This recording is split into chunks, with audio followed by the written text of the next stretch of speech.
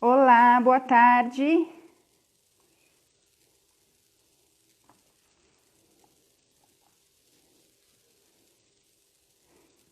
Rafa, nossa comentarista oficial, Dani, já entrou também. Bem-vindos, viu? Todos vocês. Fala. Boa noite. Temos convidados especiais hoje nos assistindo pela primeira vez. Maravilha.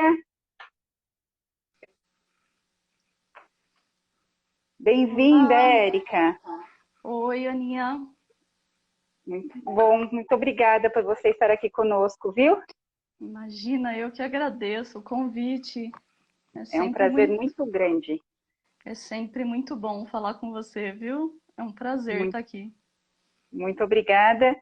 Em nome da Maturitá, em nome da Acredite, em nome da Gestão Dorsal. Seja muito bem-vinda, sinta-se em casa. Obrigada. Bom, Ana, muito obrigada aí pelo convite, muito obrigada pela proposta. É sempre muito bom poder contribuir, espero que eu contribua à altura, né? Eu vi aí muitos profissionais com muitas ideias legais por esses dias todos que vocês apresentaram. A gente sempre aprende, né? A gente sempre mais aprende do que ensina, na verdade, né? A gente Ouvindo, troca, né? compartilhando, né? É sempre muito bacana. É isso aí, muito Bom, bem-vinda. Eu vou só contextualizar um pouquinho para quem está entrando pela primeira vez, Érica, se você me permite, sim, o que lógico, são fica à essas vontade. lives. Muito obrigada, bem rapidinho. Para o pessoal que está entrando pela primeira vez, muito obrigada por estarem aqui. É um grande prazer recebê-los. Então, essas lives elas foram uma iniciativa da Acredite Qualidade, que nos convidou e convidou também a equipe da gestão dorsal para que a gente desenvolvesse conteúdo aí através das lives. A proposta inicial seriam 4 lives, uma semana. O projeto ficou muito bacana e com isso nós demos continuidade, então tivemos na primeira semana, a coordenação das lives pela equipe da Acredite. Nessa primeira semana, nós discutimos planejamento estratégico, discutimos comunicação e posicionamento da marca, o papel da qualidade assistencial, né, um novo posicionamento da qualidade assistencial e a gestão de suprimentos. Semana passada, segunda semana, as lives foram coordenadas pela gestão dorsal, e nós discutimos gestão de custos, gestão de pessoas, o papel do CCIH, e tivemos a oportunidade de discutir também sobre de quem é a regência no momento de crise. Nessa terceira semana, nós estamos sendo, Érica, extremamente felizes, porque nós estamos conseguindo mostrar para todas as pessoas que estão nos assistindo que é possível, sim, a gente aplicar essas recomendações que foram trabalhadas nas semanas anteriores, rever o planejamento, tomar decisões de maneira mais ágil, errar ou acertar, mas fazer os processos se modificarem o tempo todo, melhorar a comunicação interna e externa, cuidar das pessoas da instituição. Exato. Então, tudo aquilo que parecia teoria nas 2 primeiras semanas, nessa terceira semana, vocês estão trazendo aplicação prática. E a ideia é motivar todas as pessoas que estiverem participando para que realmente eles saiam daqui com boas ideias para serem trabalhadas nas suas instituições. Né? Que eles entendam que, apesar da crise, daí surgirão oportunidades para a gente fazer melhor aquilo que a gente faz no nosso dia a dia. Então, acho que agora o pessoal está entrando, mas eu não quero tomar muito, a gente quer te ouvir.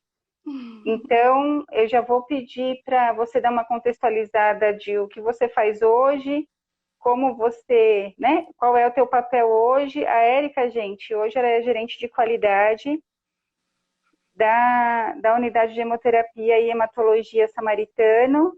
Você vai contar um pouquinho para a gente qual é o teu papel hoje e depois a gente já vai começar a bater bola, tá certo? Tá Agradeço bom. a todos os amigos que estão aqui, aqueles que nos acompanham todos os dias, muito obrigada. Aos nossos parceiros do projeto, Acredite, Dorsal, já vi que eles estão aí também. Heavy, está aqui também dando todo o suporte nos bastidores. Sejam todos muito bem-vindos. Então, Eriquinha, vamos fazer uma contextualização do universo da hemoterapia e hematologia hoje. Conta um pouquinho para a gente o que você tem feito para a gente começar a entender esses grandes impactos que vocês têm vivido com essa crise que se instalou. Bora lá! Bom, novamente, então, muito obrigada pela presença de todos. Bom, eu sou biomédica de formação, né? A Aninha sabe bem aí a Parceira. nossa trajetória, a minha trajetória. Sou especialista em hemoterapia, né? E fiz um MBA em gestão de qualidade há uns 10, 12 anos, acho que até mais atrás, né? Iniciei na hemoterapia há 15 anos atrás, tá? Por uma oportunidade, enfim, de uma empresa por onde eu passei, que fiz grandes amigos e estruturei toda a minha carreira, né? E aprendi muito com todos que passaram pela minha vida profissional, pelas amizades, pela troca de informações. Sempre foi tudo muito bom. E a Ana foi uma dessas pessoas chaves no meu caminho e que sempre me ensinou muito, sempre conversamos muito e trocamos muita figurinha sempre, né? Trocamos muito.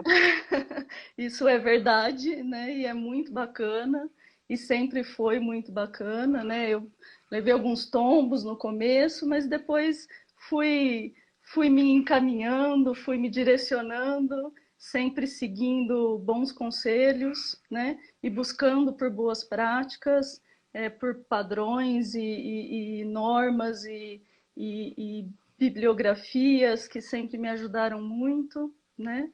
Enfim, e aí aqui estou nesse caminho bastante longo da hemoterapia.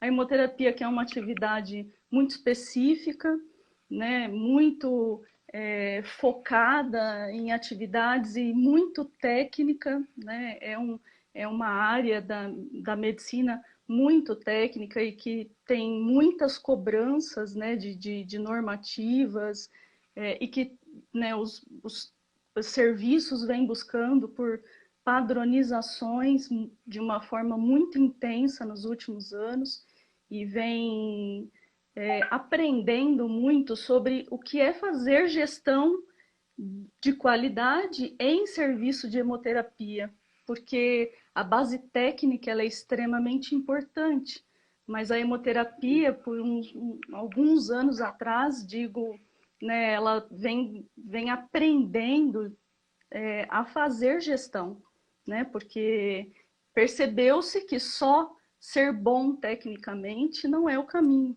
né? O caminho é unir técnica com a boa gestão e criar estratégias, inovações, e isso faz com que a hemoterapia venha crescendo muito e todos os profissionais estão crescendo muito, né, nesse ramo e têm cada vez praticado suas atividades de uma forma muito melhor, muito mais ampla, né, não só pensando na prática, na técnica, né, mas pensando na hemoterapia como um todo e o quanto ela impacta, né, dentro de um serviço de saúde, né, o quanto ela precisa estar envolvida em tudo que um hospital e o paciente precisa, né, e isso é muito importante dentro da categoria, né.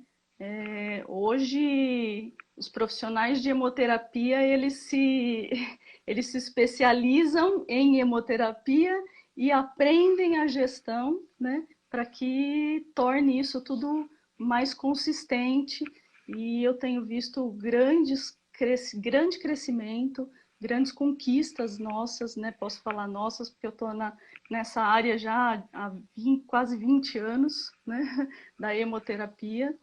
E eu fico muito feliz por todos nós profissionais e todos nós gestores, né? Agora, como gestora há muito tempo, né?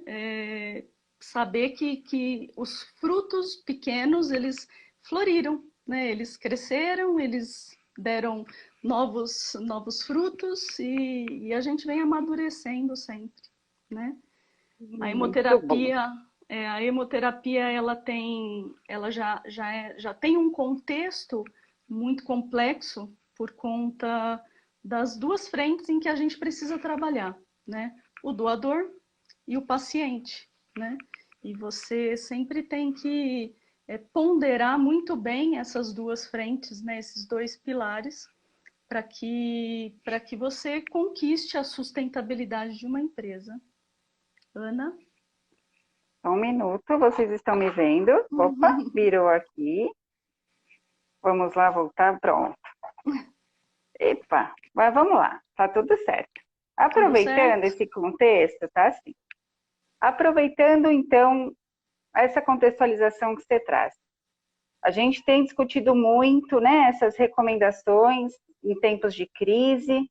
Nós temos visto aí todos os dias notícias que falam como nós vamos ajustar a demanda, como nós vamos melhorar o fluxo de atendimento, e ao mesmo tempo a gente percebe os bancos de sangue com uma série de questionamentos, com uma série de novos posicionamentos, a doação caiu, a legislação está sendo discutida, né? Vai mudar critério para doação, não vai, ninguém está indo doar sangue, ao mesmo tempo em que os protocolos terapêuticos, muitos deles dependem de processos transfusionais. A gente precisa do sangue não só para o Covid, para todas, uma série de patologias, né? Para uma série de perfis de doentes, e a demanda ela é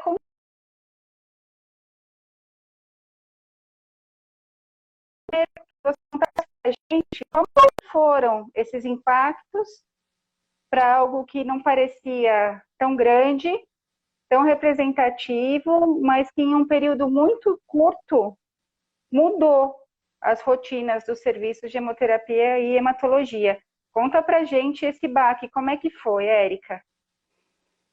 Bom, primeiro, lá em março, né, na primeira quinzena de março, quando os murmúrios começaram, né, sobre uma possível crise, a possível pandemia, já surgiram muitas expectativas nossas e muitas preocupações nossas, né, de como isso impactaria para nós da hemoterapia e frente aos doadores, frente aos pacientes e ao atendimento hospitalar, né, o que isso mudaria, como mudaria, era tudo muito incerto e continua ainda tudo muito incerto, né, a gente vai se adaptando a cada dia, a gente vai eu digo que está sendo muito dinâmico isso, né? Porque é uma análise diária que você tem que fazer da estrutura em que você está e do que você precisa fazer para atender aquela estrutura. E no momento em que a gente se viu dentro do cenário mesmo, a pandemia, nossa, e agora, né? Como vamos lidar com tudo isso, né? A gente, então, nós, gestores, né, nos reunimos com a nossa alta direção, a qual nos tem dado todo o suporte, todo o apoio, e isso faz muita diferença nas instituições, e sabem que é necessário dar esse apoio, né, para que a gente possa conduzir a instituição de maneira correta. E aí nos reunimos e definimos, então, quais seriam os nossos principais pilares estratégicos para poder conduzir. Que, na verdade, os nossos principais pilares é o que eu falei, né? O que você faz para a doação, então, como você consegue reter esses doadores, você consegue trazê-los em meio a toda essa crise, desse distanciamento social, como você faz para que esses doadores cheguem até um banco de sangue e o quanto você precisa que eles cheguem até você, porque você não sabe ao certo quanto você vai precisar usar em transfusões. né? Então, é uma balança que você nunca vai ter uma certeza. Você tenta balizar da melhor maneira possível, mas certeza absoluta de que você precisa de uma certa quantidade hoje, não tem como dar essa resposta. Então, as primeiras ações, primeiro nós pensamos nos profissionais, né? Porque se você não tem profissionais saudáveis, se você não tem profissionais seguros e que estejam com informações claras para eles e bem orientados, você não tem uma equipe para conduzir toda essa estrutura. Então, a primeira coisa foi, temos profissionais dentro do grupo de risco? Temos profissionais acima de 60 anos. Então, esses foram os primeiros a serem afastados, né? Eles foram dispensados e aí nós começamos a trabalhar com o grupo que continuou. O grupo que continuou, está todo mundo saudável? Todo mundo sabe quais são os sinais e sintomas? Qual a conduta a tomar em caso de algum sinal e sintoma? Né? E aí a gente criou um canal de comunicação usando a telemedicina através do seguro-saúde que a gente tem dentro da estrutura, e aí já orientamos a todos, né, para que procurassem por essa telemedicina antes de procurar pelo pronto-socorro, embora você esteja dentro do hospital, né? Porque é muito difícil você falar para o seu profissional, olha, você não vai ao pronto-socorro, viu? Você está aqui, no mesmo andar, inclusive. Você ligue primeiro para o seu serviço de saúde, né? Ele vai te orientar se você precisa ou não ir ao pronto-socorro. Tudo isso para evitar a exposição, né?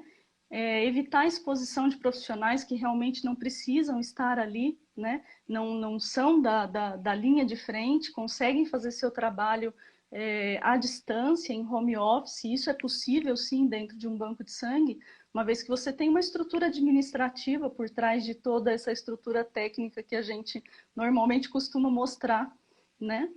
E outra coisa muito importante, né, que a gente precisa falar é que todas as estratégias ou todos os pilares que são mantidos, eles dependem da gestão de equipamentos, da gestão de compras e da informática, né? Nada acontece se você não tiver toda essa cadeia de apoio, essa cadeia de gestão de equipamentos e compras ao seu lado. E a informática nem se fala, né? Como em outras apresentações, né? A informática hoje não é mais TI, é a transformação da informática, né? A informática, ela é o centro das atenções e não é diferente na hemoterapia, né? A gente depende dela, ela traz toda a segurança para a gente, toda a segurança para a estrutura de um banco de sangue. Isso é mais do que certo e não tem, é um caminho sem volta, né?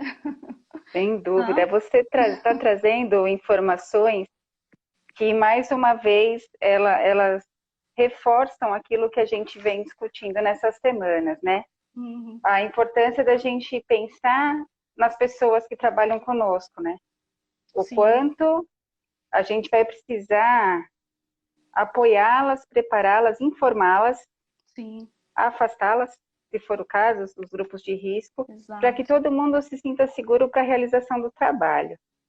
Acho que isso foi unanimidade, né? Em todas as discussões. Que sim. As pessoas, que bom que as pessoas começaram pensando nas pessoas.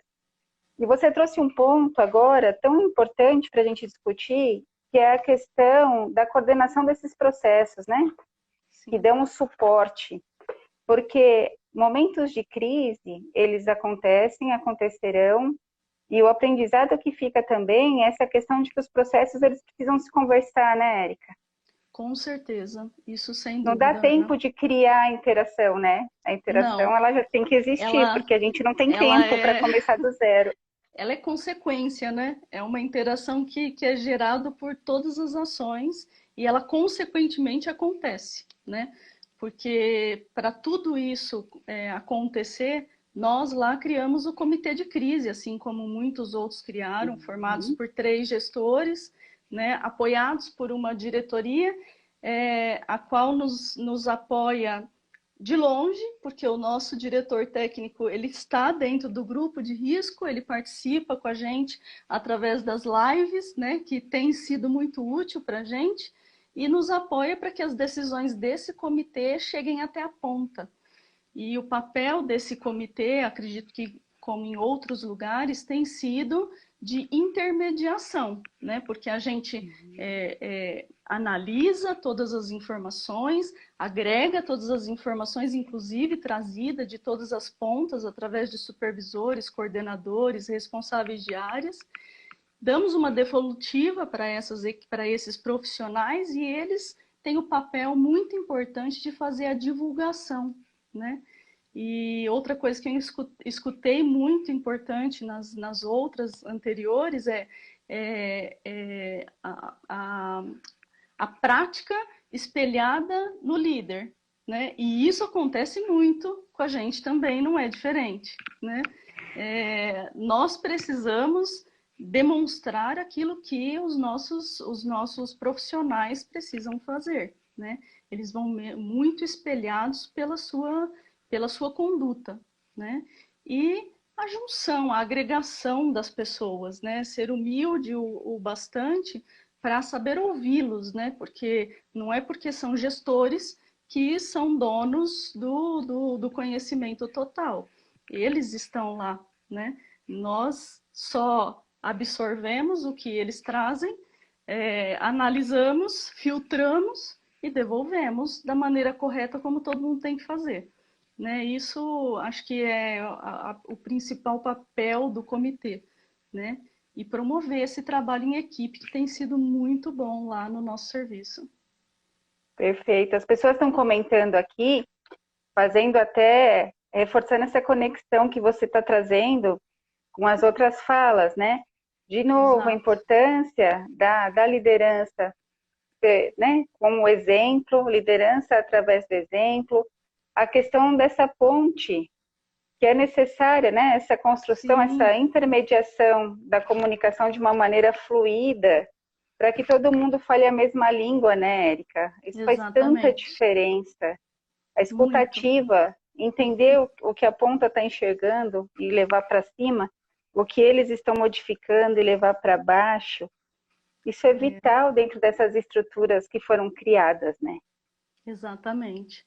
Eles nos trazem, na verdade, a maioria das informações que são a solução dos problemas e, inclusive, contribuem muito, né? A maioria das vezes também contribuem para transformação, para inovação de tudo que a gente está fazendo. E nessa época de crise, por incrível que pareça, a gente conseguiu olhar com mais detalhe todos os nossos processos, olhar com mais cuidado, com mais calma. É uma coisa que eu tenho percebido muito, as pessoas estão mais cuidadosas, e aí você consegue olhar coisas que no dia a dia, às vezes, passa despercebido, você nem observa, e aí você nem tira proveito daquela situação. E hoje não, hoje a gente fazendo as coisas com mais calma, fazendo as coisas com um foco maior, né, com um envolvimento maior, a gente tem observado grandes mudanças de comportamento, de estrutura, de atendimento, de satisfação. Então, acho que eu tenho observado coisas boas. A gente tem que aprender a olhar o lado bom, né, das coisas. Perfeito. Porque todo mundo fala, pandemia, fica todo mundo maluco, todo mundo, né, desorientado, mas as pessoas precisam entender que o importante mesmo é você saber tirar coisas boas daquilo que você está passando e promover inovações em cima daquilo, né? Ficar apavorado, ficar desesperado não vai levar ninguém a caminho algum, né? E as informações, elas se modificam muito rápido, né, Érica? Também acho que já foi tema de discussão aqui, essa questão da informação confiável, né? Sim. Então, se a gente não tomar cuidado para saber qual é a informação que a gente vai utilizar para direcionar o que a gente vai fazer, a gente corre um risco muito grande, né? Exatamente. Posso trazer algumas perguntas aqui? Pode, lógico. Pode completar a tua linha de raciocínio, que depois eu trago com as perguntas aqui. Vamos lá. Não, ia só complementar, porque assim, todas essas informações, a grande importância de você falar sobre isso é que todas elas precisam ter um embasamento científico Perfeito. e fugir dessas fake news que a gente tem ouvido muito falar, ou de coisas que você escuta pelos corredores. Não é isso que vai agregar valor algum, né? Então, você saber o que a sua equipe está fazendo, se está fazendo de maneira correta, se elas têm alguma sugestão alinhado a dados científicos, a dados formais, formalizados pelo Ministério da Saúde, pela Coordenação Geral do Sangue, no nosso caso, é isso que faz com que a gente consiga alinhar as informações e passar isso tanto para doadores quanto para os profissionais dentro da unidade onde a gente trabalha. Muito bom. Nós temos uma pergunta aqui. Como você aconselha a captação de doadores nesse momento de isolamento social? E como deve ser a abordagem do serviço na conscientização? Essa deve ser uma dúvida de muita gente, né? Exatamente. Acho que esse foi o principal ponto o grupo de hemoterapia mundial, né, trabalhou em cima, porque como você aborda uma situação para os doadores, né? Porque eles estão sendo orientados a ficar em casa, a não se aglomerar, a não ter contato com muitas pessoas, a evitar entrar dentro de hospitais. E os bancos de sangue normalmente ou são muito próximos ou são dentro dos hospitais, né? Então a nossa linha lá foi a estruturação de formulários, de materiais educativos, com esse embasamento científico e informações formalizadas do Ministério, orientando eles sobre a importância da doação nesse momento da crise, porque os nossos pacientes oncológicos, hematológicos, com doenças autoimunes, continuam sendo tratados, continuam entrando dentro do hospital, então a grande importância de nós termos o estoque, né? E mostrar para ele as condutas que foram tomadas para que ele se sentisse seguro, né? O hospital tomou a conduta, inclusive, de diminuir o fluxo de profissionais circulando dentro do hospital, e isso contribui muito com os bancos de sangue. Nós adotamos condutas de distanciamento, de posicionamento dos assentos de espera, reestruturamos dentro do banco de sangue salas diferenciadas de espera para você ter ambientes diferentes com mais espaço físico para que os doadores ficassem, né? Aumentamos a higienização para que ele se sentisse seguro, né? Dentro de um ambiente que tranquilamente estaria limpo, né? O que estava demonstrando limpeza, que isso também é uma preocupação, embora seja bobo para a gente, mas o doador não, ele espera por isso, né? Ele espera chegar num ambiente limpo, ainda mais agora, né? O fluxo de atendimento, né? As informações espalhadas dentro do banco de sangue, a forma como você aborda por telefone, por mensagem, por e-mail, né? Ela foi toda estruturada de maneira que fosse o mais esclarecedora possível e que transmitisse essa segurança para os doadores, doadores estes sejam conhecidos já nossos, né, que estavam na nossa base de dados, ou em grupos de empresas, ou nas Forças Armadas, como a gente recorreu também, assim como grande parte dos bancos de sangue recorrem, né, para que todo mundo se sinta muito seguro e que entenda a importância de não deixar de doar, né? E ainda fazer isso de uma maneira equilibrada, porque você não pode ter 50 doações num dia e zero na outra, porque você ainda trabalha com datas de validade desses produtos, né? Então você tem que ir realmente balanceando e conscientizando e passando a informação correta, a informação clara, assertiva, né? Para que esses doadores tenham a segurança e os profissionais consigam atuar de maneira com que você, da maneira com que você desenhou, da maneira como você estruturou para os doadores. Então, todo mundo demonstrando o que você transmitiu para ele por telefone, ou por e-mail, ou por mensagem. né? Não sei se eu Aí, respondi as duas de perguntas. novo, você traz essa importância da gente saber se comunicar, né? Sim, com Mostrar para o doador o certeza. quanto é importante que É, ele esteja lá, o cuidado com ele. é, dentro de um serviço de banco de sangue, a principal arma que nós temos, digamos assim, né, é a comunicação. Se você sabe se comunicar, você consegue captar bem, você consegue reter bem esses doadores e você consegue fidelizá-los, inclusive. Mesmo em época de pandemia, a gente vê que os nossos doadores fiéis, eles continuam vindo. Só não vêm realmente aqueles que estão dentro dos grupos de risco, e isso é muito aceitável, óbvio, né? Aqueles que residem com pessoas do grupo de risco, ou aqueles que não podem transitar, enfim. Mas mesmo assim a gente conseguiu manter os nossos alguns doadores já fidelizados, atendendo a nossa necessidade de forma muito, como que eu vou falar, muito humana, né? Porque os doadores, eles têm muito isso, né? Eles entendem muito a importância de uma doação. E eles são demais, os doadores. Muito bom. Nós temos aqui agora uma pergunta, a Mari. Mari, se eu falei certo, eu não sei se é Mari ou se é Mary, mas é uma pergunta muito bacana.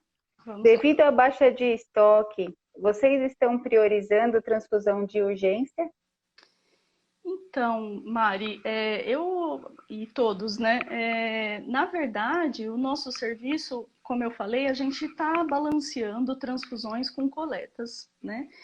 A gente não tem observado um aumento muito grande de transfusões. Elas vêm se mantendo, então nós estamos conseguindo hoje realizar as coletas num volume adequado à demanda, tá? E a gente não tem expectativas de diminuir ou de aumentar, tá? Como eu falei, é tudo muito incerto. A gente está trabalhando mesmo como a gente sempre trabalha, tá? Eu não aumentei número em excesso de coletas e nós não observamos um número excessivo de transfusões, né? Então, a gente tem conseguido atender independente da prioridade, independente da solicitação. O que aconteceu foram diminuições de agendamentos cirúrgicos eletivos, né? Isso realmente aconteceu e acho que isso aconteceu na maioria dos hospitais, posso dizer, porque esse é o melhor caminho para evitar a exposição, né? Cirurgias eletivas, consultas eletivas, mas como eu falei, pacientes que estão em tratamento, pacientes que já faziam um tratamento, eles não deixaram de fazer por causa da pandemia.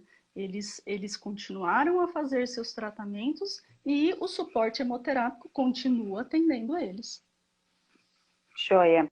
Nessa mesma linha de pensamento, Érica, a Dani, comentarista oficial das lives, né? A Dani Focácio Corintiana, ela traz aqui, e vai ser bem oportuna essa costura que você vai fazer agora. A interação entre os vários serviços de hemoterapia mudou para ajudar na manutenção dos estoques? Vamos pensar como é que vocês fizeram esse casamento entre todos esses processos que ajudam tanto na mobilização do doador, como nesse olhar, o equilíbrio. Na verdade, aí pensando de uma forma geral, né, os hemocentros, de uma forma geral, eles adotam em medidas de crise ou de necessidades extremas, eles novamente abrem mão da comunicação. Então, eles fazem muita divulgação, né? Eles se comunicam muito, não só com os doadores, mas também com todos os parceiros entre eles, né? Isso existe dentro dos serviços de hemoterapia, essa parceria entre os serviços, sejam públicos, sejam privados, essa parceria ela existe, viu, Ana? E isso é muito bacana, porque a hemoterapia sempre foi assim. Então, se você tem o seu serviço de hemoterapia e não está conseguindo suprir a sua necessidade, e você possui uma interação entre alguns bancos de sangue, esses bancos de sangue eles estão sempre prontos a atender. Então, é lógico que um serviço pequeno, ele não consegue ajudar na dimensão que é um hemocentro, por exemplo, né? O inverso, sim, é muito verdade, mas não que não deixe de ajudar, né? Os pequenos conseguem também contribuir com os maiores numa época em que é necessário e não tem para onde fugir, né? Falando aí de doação de sangue, o Brasil não tem uma conscientização tão boa quanto a gente gostaria, né? O índice de doações hoje é abaixo daquilo que se pratica, por exemplo, na Europa ou nos Estados Unidos, embora eles tenham outras políticas, inclusive de doação de sangue, diferente das nossas, né? Mas essa interação entre os bancos de sangue, ela existe sim, e ela contribui muito, ajuda muito nessas épocas de crise. Aproveitando essa linha de pensamento, já que nós estamos falando de interação, trazendo agora a tua experiência nesses anos todos, vamos reforçar para todo mundo que está assistindo a importância da interação também entre esses processos internos que fazem parte do serviço, né? Pensando que a gente tem o processo doação e o processo transfusão, que a gente depende de um grupo que faz a mobilização, que tem que caminhar junto com quem, né, acompanha a gestão do estoque, que vai junto com quem faz os agendamentos. Mostra pra gente como é que a gente pode ser craque dentro dessa coordenação entre esses processos, Érica. Na verdade, o serviço de hemoterapia, a comunicação é constante e diária entre todos os setores, tá? Não existem departamentalizações, não existe o setor de captação, existe o posto de coleta compreendido por captação, enfermagem, técnicos, gestores, alinhados com o processamento, que é a próxima etapa, imunohematologia do doador, agências transfusionais, então é tudo uma grande interação, uma grande família, né? E que todo mundo acompanha estoque todos os dias, e que todo mundo acompanha o número de transfusões todo dia, e que todo mundo acompanha se as bolsas coletadas ontem foram liberadas hoje, e por que não foram liberadas, né? Se houve um desvio de controle de qualidade, se houve uma inaptidão, né, sorológica daquela doação, se houve um resultado em algum teste com algum resultado não esperado, né? Então, as tipagens dos doadores, qual o nível de estoque entre as tipagens sanguíneas, isso é o dia a dia de um banco de sangue em que todos, desde a recepção, captação, até a equipe da higiene sabe o quanto a gente está trabalhando ali para conseguir, né, fazer esse controle de estoque com a demanda transfusional, em relação à demanda transfusional. Então, os bancos de sangue, eles trabalham como se fossem, eu brinco, não só por processo, né? Mas o nosso trenzinho, ele não anda em linha reta, né? O nosso trenzinho, ele circula, né? Então, todos se olham, todos se veem, todos se comunicam o dia todo, WhatsApp, telefone, e-mail, e é uma troca constante, uma conversa constante, para que esse maquinário todo consiga trabalhar. Perfeito. É porque, para quem não tem a vivência dessa rotina, já é um pensar em troca de bastão, né? Não tem como ser diferente. É inerente à atividade de vocês, né? Exatamente. Porque o primeiro depende do segundo, que depende do terceiro, e as mãozinhas vão se unindo e ninguém larga a mão de ninguém. É bem isso. É isso aí. Temos mais uma pergunta, posso trazer aqui? Lógico. A Cibele, boa noite, Cibele. Ela está perguntando aqui como o serviço de hemoterapia se estruturou para atender os hospitais e com relação à instalação do hemoderivado, assinatura do termo de consentimento. Dá um briefing aqui para a gente, como vocês fazem isso hoje? Na verdade, os nossos processos Vou começar o inverso, tá? O processo de aplicação de termo de consentimento, ele não mudou, tá? Ele é aplicado, tá? Pensando lá na transfusão, né? Hoje que a gente tem um impedimento, né, dos pacientes receberem visita, e esses pacientes ficarem sozinhos, tem sido sim uma grande dificuldade, foi uma grande dificuldade, mas a gente conseguiu se estruturar. Como que nós fizemos isso lá, tá? A gente recebeu a requisição da transfusão, mediante a coleta da amostra, verifica-se se o paciente ainda pode ou não, né, participar daquela aplicação do termo. Em não podendo, né, você questiona o médico, verifica se existe a possibilidade de alguma visita de algum parente ou responsável, né, legal, porque só o responsável legal pode assinar por ele. E essa resposta, então, sendo negativa, a gente, então, entra em contato com o responsável técnico legal por telefone. O responsável legal é aquele que fica cadastrado no prontuário eletrônico do paciente. Uhum.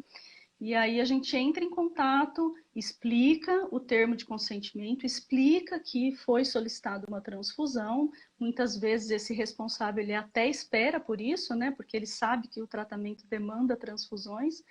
E aí a gente solicita que eles, por telefone gravado, na verdade a gente faz isso, né? Essa aplicação do termo do responsável legal, grava essa ligação e, num momento oportuno, pega a assinatura desse responsável a posteriori da transfusão. Então, a aplicação do termo mesmo, para garantir que aquela transfusão vai ser realizada com o termo, né, legalmente aplicado, a gente, então, executa a transfusão. Tá? Mas até agora foram pouquíssimos os casos que a gente precisou fazer isso. Tá? Normalmente, o que acontece você liga para o responsável e fala, não, mas eu vou até aí e você leva para mim e eu moro aqui perto, porque como não é um serviço muito grande, né, a gente até consegue ter um contato maior com os pacientes, com os responsáveis legais desses pacientes. Agora, falando aí de você trazer os doadores, que acho que é a segunda pergunta dela, como eu disse, né? É a base de informação e esclarecimentos, né? Não tem outra maneira de você conseguir. E dizer para vocês que o nosso estoque baixou a ponto de falar estamos com falta de hemocomponente, não, isso não aconteceu. Tá? Mas isso depende de como você lida com a situação e também da dimensão do seu serviço. Né? Os grandes hemocentros abrem mão de outras ferramentas, né, para que consigam trazer mais, porque o dimensionamento deles é muito maior do que o nosso, né? É uma estrutura além daquilo que a gente imagina num serviço pequeno. Tá? Mas os serviços eles têm conseguido trazer. Eu não tenho conhecimento de desmarque de cirurgias por conta de falta de sangue, mesmo porque as cirurgias eletivas, como eu falei, elas estão sendo evitadas, não só em serviços particulares, privados, mas também nos serviços públicos. Joia. Temos aqui, eu vou inverter a ordem das perguntas, porque nós temos uma pergunta aqui que está muito vinculada ao que você está trazendo de informação, tá bem, Érica? Tá bom. Então, a Vanessa faz um comentário aqui, falando que um grande desafio é manejar o estoque excedente em momentos raríssimos, e normalmente os doadores têm uma dificuldade de entender esses momentos, né? Até pensando eventualmente um doador que vai doar e naquele momento não é o tipo de sangue que eu necessito e que eu também não posso negar e o que eu tenho que ter a habilidade de me comunicar. Ela pergunta, como você aconselha a comunicação com os doadores? De novo, né? Acho que é o reforçar, né? É o reforçar, porque assim, é uma parceria que você faz, principalmente quando você tem um serviço, né, como o nosso, por exemplo, em que você tem um banco de dados de fidelização muito alto e você consegue, né, falar para o doador, olha, agora eu não estou precisando do seu tipo sanguíneo, né? Se você quiser retornar mais adiante, liga para a gente, ou então espera a gente ligar para você, ou mandar algum comunicado dizendo o momento exato, ou o melhor momento para você comparecer, né? E eles entendem muito que as bolsas elas têm validades, né? E que essas validades precisam ser monitoradas e gerenciadas para evitar os descartes, porque a gente é sempre muito claro para eles, né? A gente sempre explica muito isso para que eles também, antes de sair de casa, liguem, né? É muito importante que o doador ele ligue para o local onde ele vai fazer a sua doação, né? Ah, eu estou com vontade de doar, ok, mas vamos, né, ligar lá no banco de sangue, no serviço, para saber se realmente precisa do meu tipo sanguíneo, né? Para eu realmente fazer o bem e contribuir da maneira mais correta ou mais adequada possível para o momento. A Vanessa até faz um complemento aqui. É difícil fazer o doador entender enquanto a mídia só fala em estoque baixo. Acho que vem aí a fluidez da comunicação também, né, Érica? Isso é muito complicado, né? Porque, como eu falei, os grandes hemocentros, eles vão para a mídia, né? E eles realmente, né? Eles têm uma dimensão muito grande e eles, principalmente os principais hemocentros que estão aí dando suporte em toda essa pandemia, eles têm uma preocupação realmente muito grande em não deixar faltar, né? Diferente da nossa, que é um pouco mais cômoda, né? Em que você consegue fazer essa balança de maneira mais próxima do ideal possível. Eles têm que trabalhar com um percentual um pouco mais alto de segurança de estoque, né? E por isso, então, eles estão sempre apelando, eles estão sempre são chamados mais apelativos, né? Porque eles não podem chegar num estoque crítico, eles têm que ter um estoque confortável e seguro. Não que a gente não tenha, mas o nosso é muito mais fácil de balizar do que o deles, né? Que é uma grande estrutura. Joia. Aproveitando a colocação, qual é hoje o posicionamento, pergunta da Dani Focácio, posicionamento dos profissionais de hemoterapia com relação às discussões de mudanças da legislação, Érica? Desculpa, Ana, eu não entendi, cortou Posicionamento de vocês, dos profissionais da área, em relação a essas discussões que estão sendo feitas em relação às mudanças da legislação. O que a gente tem recebido são... Bom, até agora recebemos 2 notas técnicas, né? Dessas 2 notas técnicas, algumas mudanças foram necessárias, inclusive dentro da avaliação de triagem clínica, né? Para que você conseguisse selecionar doadores de maneira segura, né? E, como eu falei, isso é um trabalho diário. Consultando o Ministério da Saúde, consultando a Coordenação Geral do Sangue, consultando grandes instituições mundiais que nos dão o embasamento científico, técnico e normativo, né, para que a gente consiga deixar o modelo de atendimento, de assistência, dentro dos protocolos que estão sendo aplicados mundialmente, não só pensando na legislação brasileira. Né? Okay. Pensando naquilo que todos os bancos de sangue, todos os serviços do mundo vêm aplicando para garantir um sangue seguro. Um sangue seguro, não só o atendimento seguro ao doador, mas o sangue a ser doado tem que ser um sangue selecionado de maneira segura para garantir a segurança do paciente. Perfeito.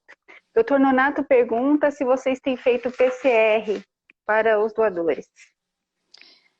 Para os doadores, não. O que tem acontecido é que nós entramos agora, né, a CONEP ela autorizou o programa de plasma convalescente, lá é um projeto de pesquisa nosso, E então a gente tem feito PCR para os doadores de plasma convalescente, Ok.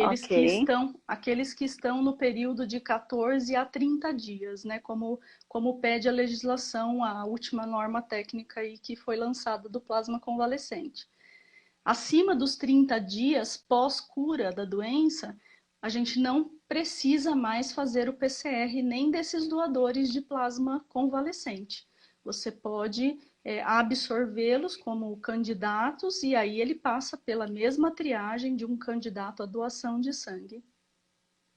Joia. Eu Mas quero para doar. agradecer as pessoas. Enquanto você fala, Érica, as pessoas vêm reforçando o que você está trazendo com comentários que vão reforçando todas essas iniciativas. Obrigada a todos vocês, viu? Eu Bora lá. agradeço também, porque eu também acompanhei alguns comentários, algumas perguntas, nem todas, porque passa bem rapidinho, a gente não consegue acompanhar tudo, né? Então, você tem um time de apoio aqui que está tornando esse bate-papo ainda mais gostoso. Com certeza, viu? Seguindo aqui, aí assim, gente, se tiver alguma questão que a gente não conseguir, que a Erika não puder responder aqui, por conta do tempo, nós temos as caixinhas de dúvidas que nós vamos abrir, e aí vocês tragam as questões e a gente encaminha para a Erika e devolve isso para vocês, Combinado. tá certo? Nós temos 10 minutos, e agora a gente chega naquele momento das grandes recomendações, né? Esse olhar crítico da experiência que vai ajudar os profissionais e as instituições que estão participando conosco a priorizarem aquilo que vai fazer a diferença a partir de hoje. Vamos ajudá-los? Vamos pensar quais serão as recomendações da Érica, das prioridades que a gente pode trabalhar nesse segmento Vamos com lá. a pandemia, após a pandemia? Vamos lá? Equipe de apoio, conto com vocês aí para gente registrar. Vamos lá, Érica. Vamos lá. Bom, eu acho que grandes aprendizados, né, de uma situação dessa como a gente está passando é encarar desafios como grandes oportunidades, né? Como eu falei lá no começo, você ter calma, você ser humano, você se envolver as pessoas, porque você tem muito a aprender num momento como esse, e você tem a oportunidade de buscar detalhes dentro do seu processo que em momentos normais você deixa passar. E isso foi muito nítido para a gente lá. Né? Esse foi um grande aprendizado lá para a gente. Você olha com mais clareza, porque você pensa com mais calma. Você, fora do pânico, você pensa com a cabeça, raciocina, né? Você não deixa passar nada, né? Isso é muito importante.